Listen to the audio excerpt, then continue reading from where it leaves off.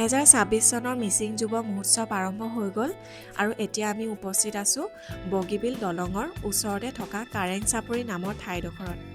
আৰু এয়া দেখিছেনে এই সৰু সৰু ঘৰবোৰ আৰু এই দূৰলৈকে যে ৰগা ৰগাবোৰ দেখি আছে এই সকলোবোৰ হৈছে ইউথ ফেষ্টিভেলৰ কাৰণেই বনোৱা হৈছে।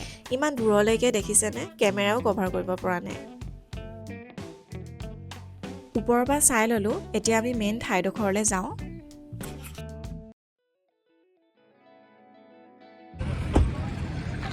এতিয়া আমি আহি পালোহি মেইন স্থলীত থকা এই দোকানবোৰলৈ।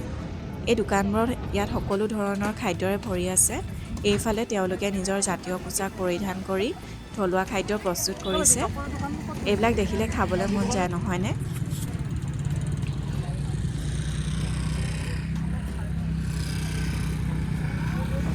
তেওঁলোকে নিজৰ বাঁহ বেতেৰে ইমান ধুনীয়াকৈ গেটবোৰ বনাইছে, চাওঁচোন আহক।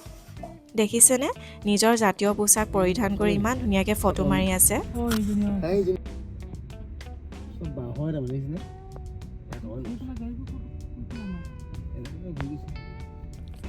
যুৱসকলে বহু কষ্টৰে আটক ধুনীয়াকৈ গেটবোৰ ইমান ধুনীয়াকৈ সজাইছে। আৰু এতিয়া আমি আকৌ আহি পালোহি এই দোকানবোৰলৈ। সকলো ফালে অকল ষ্টলে ষ্টল আৰু প্ৰত্যেকখন ষ্টলতে আপোনালোকে মিচিংসকলৰ থলুৱা খাদ্য টোপোলা ভাত, বইল গাহৰি, খৰিকাত দিয়া মাছ, মাংস ইত্যাদি এই সকলো ধৰণৰ খাদ্যবোৰ পাব। দেখিছেনে চাৰিওফালে অকল ষ্টলে ষ্টল। আৰু এই জেগাসমূহ গোটেইসমূহ বনাই আছে, এতিয়ালৈকে হোৱাগৈ নাই। আৰু অহা 30 তাৰিখে যিহেতু অমৃত শ্বাহ ডাঙৰীয়া আহিব, এই হেলিপেড গ্ৰাউণ্ডখনতে এডোখৰতে লেণ্ড কৰিব বুলি শুনা পাইছোঁ। আৰু শচীন তেণ্ডুলকাৰ তেওঁ অহা কথা বুলি শুনা পাইছোঁ। এইফালে দেখিছেনে গোটেই কাম চলি আছে, দিনে ৰাতিয়ে যুৱসকলে বহু কষ্ট কৰি বনাই আছে।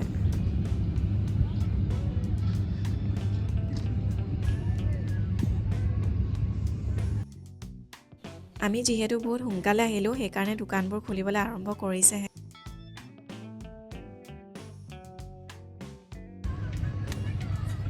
আপোনালোকে যিসকলে আহিম বুলি ভাবিছে তেওঁলোকে আহক, আৰু যিসকলে নাই ভবা তেওঁলোকেও আহক আৰু এই সুন্দৰ পৰিৱেশটো উপভোগ কৰক।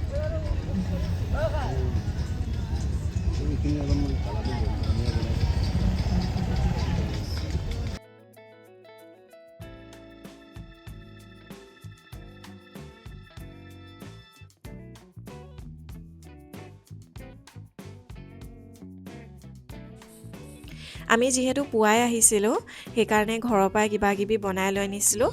এতিয়া আমি যাওঁ ব্ৰহ্মপুত্ৰ পাৰলৈ, তাত গৈ পিনি খাওঁগৈ।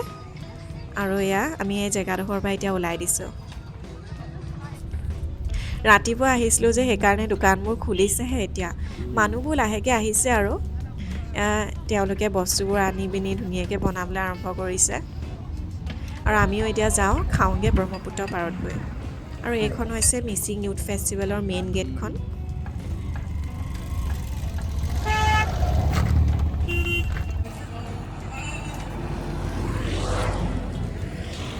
বগৰী পাৰি আছে। আপোনালোকে এইফালে অহা টাইমত ধেৰ বগৰী গছ পাব। আমিও সেইকাৰণে ৰখাই মেলি পাৰি পিনি খাই লৈছোঁ দুটামান।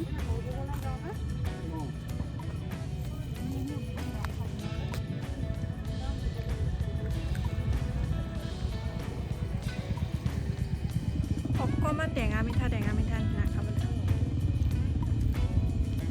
ভাল হয়।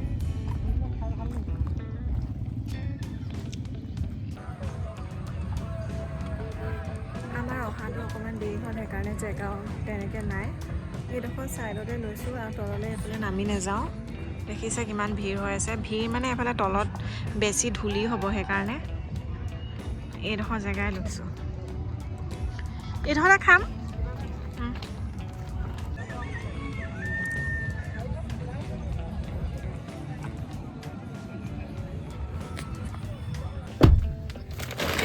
মোনাটো উলিয়াই লওঁ। পাৰিলে গোটেইখনকে নাপাওঁ, এনেকৈ পাৰিলে হ'ব ন। এখন এইটো মেলি দেখাই দিয়াচোন।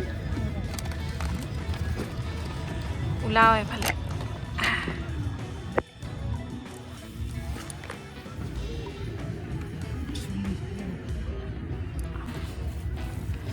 ফালে এগ কাৰী আৰু ফালে পোলাওখিনি মই বনাইছিলোঁ অকণমান দেৰিলে হ'লেও টেষ্টি হৈছে আজিলৈ দেখাত ইমানে লাগিছে আছিল আৰু এতিয়া আমি খাওঁ আৰু ভিডিঅ'টো যদি চাই ভাল লাগিলে লাইক আৰু কমেণ্ট কৰিব বাই বাই